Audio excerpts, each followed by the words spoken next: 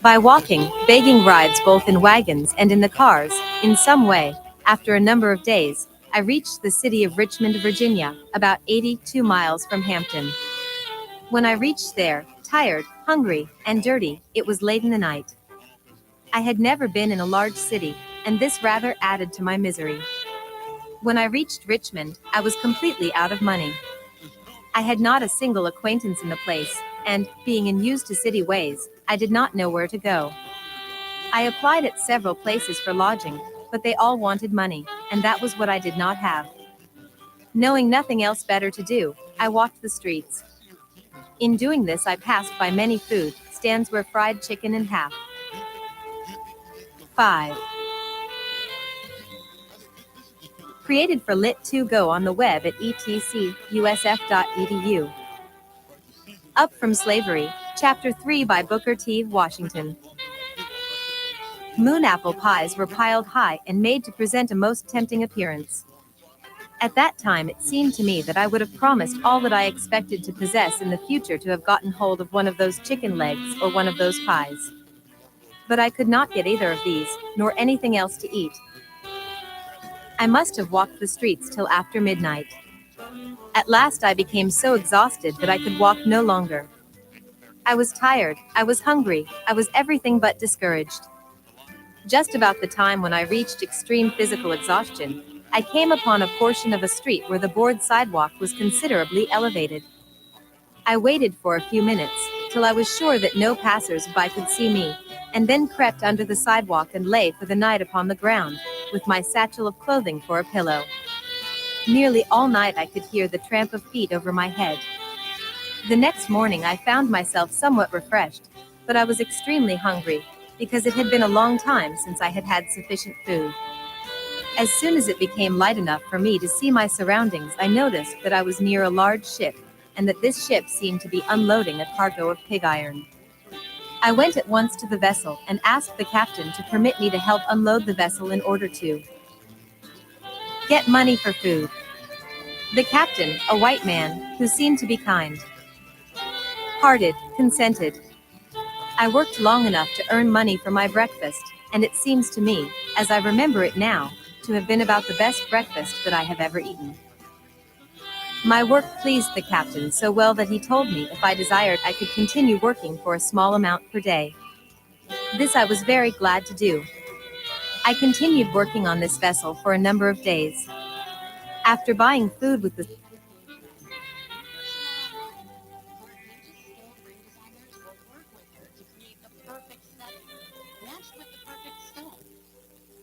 specializes in exquisite lab-grown diamonds.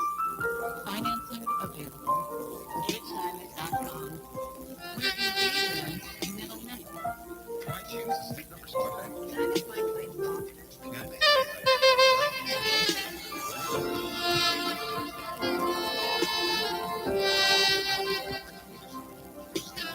small wages I received, there was not much left to add on the amount I must get to pay my way to Hampton.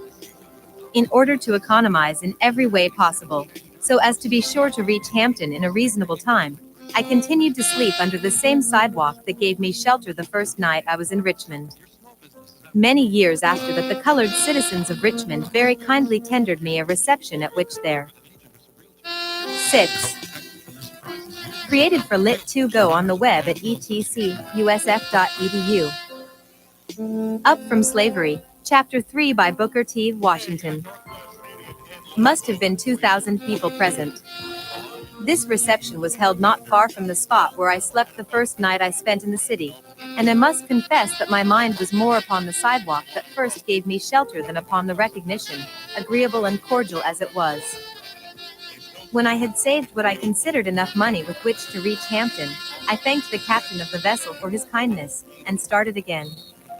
Without any unusual occurrence, I reached Hampton, with a surplus of exactly 50 cents with which to begin my education. To me it had been a long, eventful journey, but the first sight of the large, 3-story, brick school building seemed to have rewarded me for all that I had undergone in order to reach the place. If the people who gave the money to provide that building could appreciate the influence the sight of it had upon me, as well as upon thousands of other youths, they would feel all the more encouraged to make such gifts. It seemed to me to be the largest and most beautiful building I had ever seen. The sight of it seemed to give me new life. I felt that a new kind of existence had now begun, that life would now have a new meaning. I felt that I had reached the promised land, and I resolved to let no obstacle prevent me from putting forth the highest effort to fit myself to accomplish the most good in the world. As soon as possible after reaching the grounds of the Hampton Institute, I presented myself before the head teacher for an assignment to a class. Having been so long without proper food, a bath, and a change of clothing, I did not, of course, make a very favorable impression upon her, and I could see at once that there were doubts in her mind about the wisdom of admitting me as a student. I felt that I could hardly blame her if she got the idea that I was a worthless loafer or tramp. For some time she did not refuse to admit me, neither did she decide in my favor, and I continued to linger about her, and to impress her in all the ways I could with my worthiness. In the meantime I saw her admitting other students, and that added greatly to my discomfort, for I felt, deep down in my 7. Created for Lit2 Go on the web at etcusf.edu. Up from Slavery, Chapter 3 by Booker T. Washington. Heart, that I could do as well as they, if I could only get a chance to show what was in me. After some hours had passed, the head teacher said to me, "The adjoining recitation room needs sweeping. Take the broom and sweep it." It occurred to me at once that here was my chance. Never did I receive an order with more delight. I knew that I could sweep, for Mrs. Ruffner had thoroughly taught me how to do that when I lived with her. I swept the recitation room 3 times. Then I got a dusting cloth and dusted it 4 times. All the woodwork around the walls, every bench, table, and desk, I went over 4 times with my dusting cloth. Besides, every piece of furniture had been moved and every closet and corner in the room had been thoroughly cleaned. I had the feeling that in a large measure my future depended upon the impression I made upon the teacher in the cleaning of that room. When I was through, I reported to the head teacher. She was a Yankee woman who knew just where to look for dirt. She went into the room and inspected the floor and closets. Then she took her handkerchief and rubbed it on the woodwork about the walls, and over the table and benches. When she was unable to find one bit of dirt on the floor, or a particle of dust on any of the furniture, she quietly remarked, "I guess you will do to enter this institution." I was one of the happiest souls on earth. The sweeping of that room was my college examination, and never did any youth pass an examination for entrance into Harvard or Yale that gave him more genuine satisfaction. I have passed several examinations since then, but I have always felt that this was the best one I ever passed. I have spoken of my own experience in entering the Hampton Institute. Perhaps few, if any, had anything like the same experience that I had, but about the same period there were hundreds who found their way to 8. Created for Lit2 Go on the web at etcusf.edu. Up from Slavery, Chapter 3 by Booker T. Washington. Hampton and other institutions after experiencing something of the same difficulties that I went through. The young men and women were determined to secure an education at any cost. The sweeping of the recitation room in the manner that I did it seems to have paved the way for me to get through Hampton. Miss Mary F. Mackey, the head teacher, offered me a position as janitor. This, of course, I gladly accepted, because it was a place where I could work out nearly all the cost of my board. The work was hard and taxing, but I stuck to it. I had a large number of rooms to care for, and had to work late into the night, while at the same time I had to rise by 4 o'clock in the morning, in order to build the fires and have a little time in which to prepare my lessons. In all my career at Hampton, and ever since I have been out in the world, Miss Mary F. Mackey, the head teacher to whom I have referred, proved one of my strongest and most helpful friends. Her advice and encouragement were always helpful in strengthening to me in the darkest hour. I have spoken of the impression that was made upon me by the buildings and general appearance of the Hampton Institute, but I have not spoken of that which made the greatest and most lasting impression on me, and that was a great man, the noblest, rarest human being that it has ever been my privilege to meet. I refer to the late General Samuel C. Armstrong. It has been my fortune to meet personally many of what are called great characters, both in Europe and America, but I do not hesitate to say that I never met any man who, in my estimation, was the equal of General Armstrong. Fresh from the degrading influences of the slave plantation and the coal mines, it was a rare privilege for me to be permitted to come into direct contact with such a character as General Armstrong. I shall always remember that the first time I went into his presence he made the impression upon me of being a perfect man. I was made to feel that there was something about him that was superhuman. It was my 9.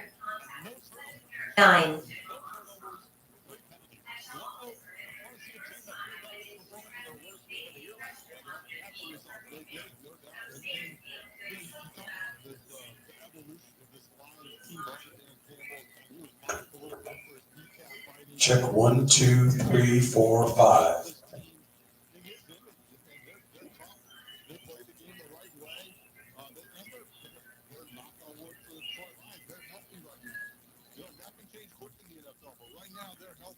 You mentioned it, Josh, as opposed to last year, they got hurt throughout the course of the year.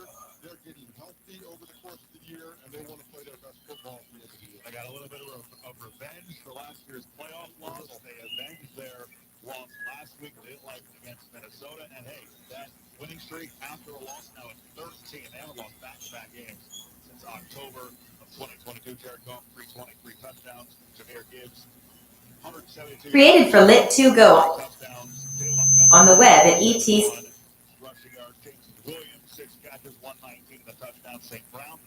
usf.edu. Up from Slavery. Chapter 3 by Booker T. Washington. Privileged to know the General personally from the time I entered Hampton till he died, and the more I saw of him, the greater he grew in my estimation. One might have removed from Hampton all the buildings, classrooms, teachers, and industries, and given the men and women there the opportunity of coming into daily contact with General Armstrong, and that alone would have been a liberal education. Check 1, 2, 3, the older I 4, grow, 5, the more 6, I am 7, convinced 8, that there is 9, no 10. education which one can get from books and costly apparatus that is equal to that which can be gotten from contact with great men and women. Instead of studying books so constantly, how I wish that our schools and colleges might learn to study men and things. General Armstrong spent 2 of the last 6 months of his life in my home at Tuskegee. At that time, he was paralyzed to the extent that he had lost control of his body and voice in a very large degree. Notwithstanding his affliction, he worked almost constantly night and day for the cause to which he had given his life. I never saw a man who so completely lost sight of himself. I do not believe he ever had a selfish thought. He was just as happy in trying to assist some other institution in the South as he was when working for Hampton. Although he fought the Southern white man in the Civil War, I never heard him utter a bitter word against him afterward. On the other hand, he was constantly seeking to find ways by which he could be of service to the Southern whites. It would be difficult to describe the hold that he had upon the students at Hampton, or the faith they had in him. In fact, he was worshipped by his students. It never occurred to me that General Armstrong could fail in anything that he undertook. There is almost no request that he could have made that would not have been complied with. Salute the people who work hard every day, competing on a daily basis and making the extra. Check 1, 2, 3, 4. 1, 2, 3, 4. Check 1, 2. Knows all about extra effort. Local 435 does it every day, building the roads, bridges, and buildings we all rely on at the most competitive price in the market. Like you, the men and women of Rochester Local 435 trumps to continue to strive to be the best we can be. Now that I'm a dad, I can't stop thinking about what would happen to my kids if something happened to me. Like losing a house or not affording college. Yeah, that used to keep me up at night too. That's why I finally got life insurance from Ethos. It's 100% online. No medical exams, just a few health questions. I got $2 million in coverage for around $2 a day. I never realized it was that simple. Get your free quote at ethos.com/game. There, no monthly sample rate 10-year term life policy for a 35-year-old healthy non-smoking male. Whether you're working on a construction project or just renovating your home and looking for ways to dispose of all the debris, DTS Dumpster Rental has the right size.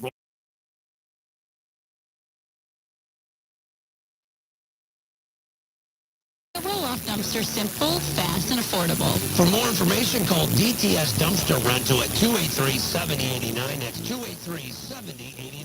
Or visit dtsdumpsterrental.com. A leaking roof causes worry, whether it's a major issue or a minor one. If you wait, it can lead to something bigger. Have your roof inspected by Western New York's roofing experts. Stellar Roofing, 888-7663. Stellar Roofing will inspect your roof and give you a free, no-obligation estimate. Locally owned, experienced professional. That's Stellar Roofing, 888-7663. 888-7663. Stellar Roofing, where you can expect a stellar job every time. 1280 Rochester. From the Sports USA studios in Los Angeles, here's